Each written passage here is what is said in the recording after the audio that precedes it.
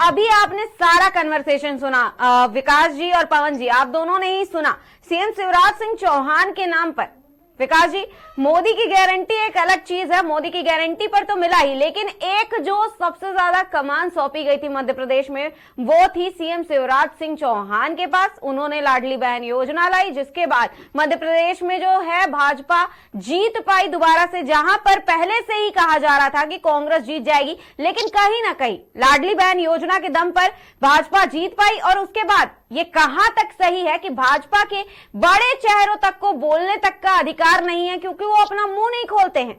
वो अपना मुंह खोल करके ये तक नहीं बोलते कि उनको कोई कमान सौंपी गई है कि नहीं सौंपी गई है, और उसके बाद वो चुपचाप ये सारी चीजें स्वीकार करते रहते हैं। शिवराज सिंह चौहान ने बड़ा बयान दिया, इसके पीछे भी बहुत सारे मतलब निकल रहे हैं और बहुत सारे अनुमान भी लोग लगा रहे हैं, जनता लगा रही है। अभी अभी आपने सुना।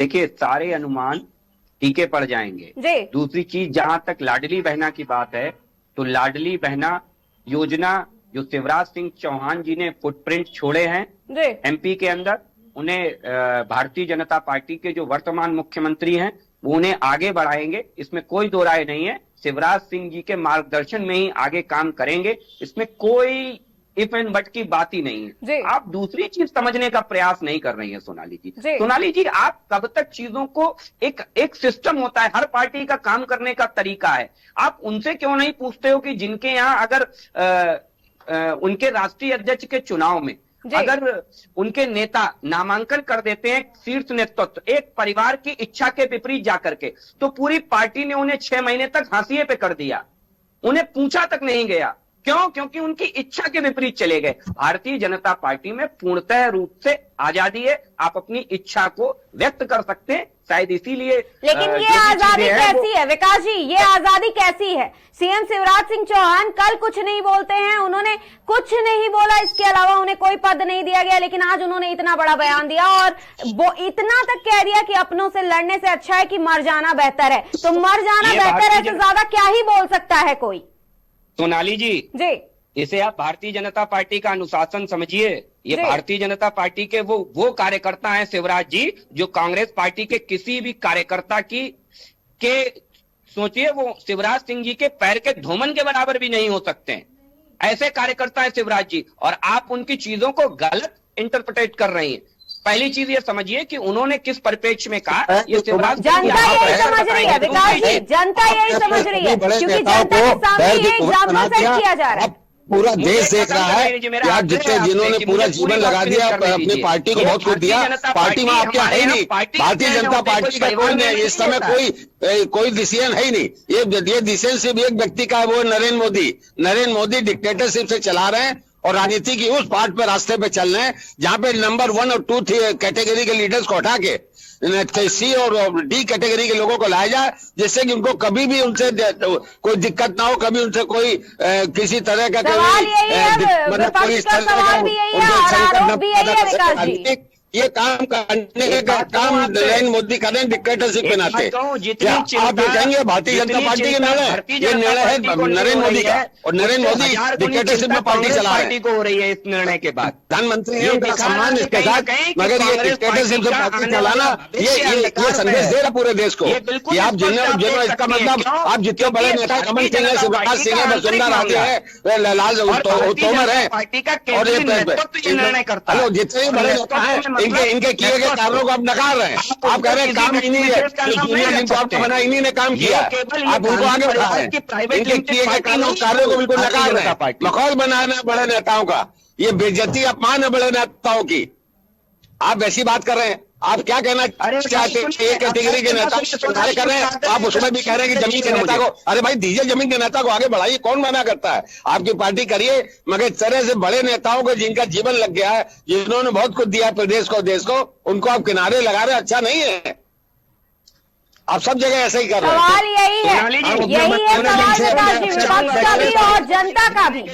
सबको को आप आगे बढ़ा रहे हैं, बड़ा नेताओं को शून्य कर रहे हैं। ये अच्छा नहीं है। आप कांग्रेस की तुलना पे आप तो कांग्रेस से तुलना कर ही नहीं सकते। कांग्रेस से तो पिछले है पिछले 34 वर्षों में कांग्रेस के गांधी परिवार का कोई प्रधानमंत्री नहीं हुआ, जबकि 15 साल कांग्रेस की गवर्नमेंट रही है और वहां का प्रधानमंत्री कोई गांधी परिवार से नहीं हुआ। उस परिवार से आप कहाँ तुलना करेंगे?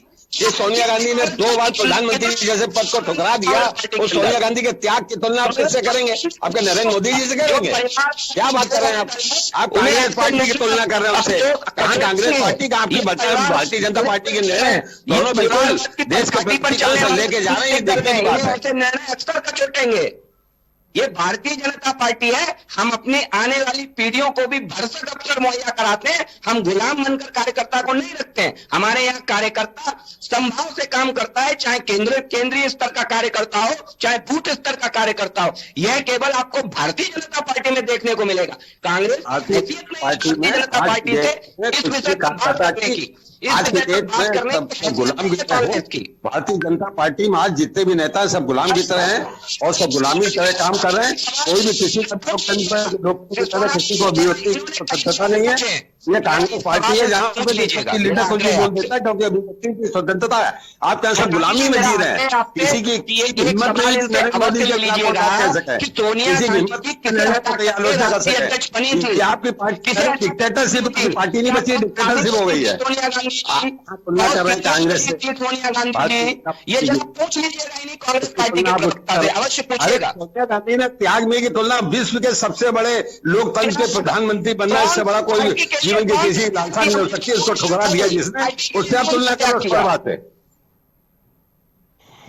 विकास जी, एक सवाल ये भी है कि जो नेता, जो विधायक अपने कांग्रेस को छोड़ करके बीजेपी में शामिल हुए, उन्होंने भरोसा दिखाया, उसके बाद जो बीजेपी के अपने ही नेता हैं, अपने ही कार्यकर्ता हैं, उनके साथ अगर पार्टी में ऐसा हो रहा है तो विपक्ष से जो लोग आए हैं वो कैसे भरोसा करेंगे? क्योंकि ना ही पार्टी के किसी भी बड़े चेहरे को कोई कमान सौंपी गई, ना ही उनको कोई जिम्मेदारी दी गई, उनको सीधे दरकिनार कर दिया गया। तो जो बाकी के नेता कांग्रेस को छोड़ करके भारतीय जनता पार्टी में शामिल हुए, सवाल यही है कि वो कैसे भरोसा करेंगे अब, और वो क्या करेंगे आखिर? बिल्कुल सोनाली जी, अब धैर्य के साथ मेरा जवाब सुनिए जी। मुझे लगता है आप एक टीवी चैनल पे एंकर हैं जी, और कभी आपकी भी ये चेष्टा होती होगी कि मैं चीफ एडिटर बनूं जी। आपकी भी ये चेष्टा होती होगी कि अगर आपके अंदर प्रतिभा है तो आगे जाकर के अपना खुद का टीवी चैनल भी चलाऊं, जी, टीवी की चीफ एंकर बनूं। ये चेष्टा हर कार्यकर्ता की होती है और मुझे लगता है उसका सम्मान करना हर टीवी चैनल का, वैसे ही हर राजनीतिक दल का ये प्रथम कर्तव्य है कि अगर हमारे नेतृत्व में नीचे स्तर पर क्षमताएं हैं तो हम नीचे से भी उठा करके लेके आए। आखिर कार्यकर्ता को ये एग्जाम्पल तो विकास जी आपने दे दिया, लेकिन आप ये बताना भूल गए कि हमसे पहले जो चीफ एडिटर होगा उसका क्या करेंगे आप? मैं इनकी बात से 100% सहमत हूँ। अगर नीचे वाले में क्षमता है उसको उठा के ऊपर उसको ले जाना चाहिए, मगर ऊपर जो क्षमतावान व्यक्ति हैं उनको किनारे लगाने का कौन सी नीति है भाई? मैं तो ये कह रहा हूँ नीचे वालों को उठाइए, ले जाइए।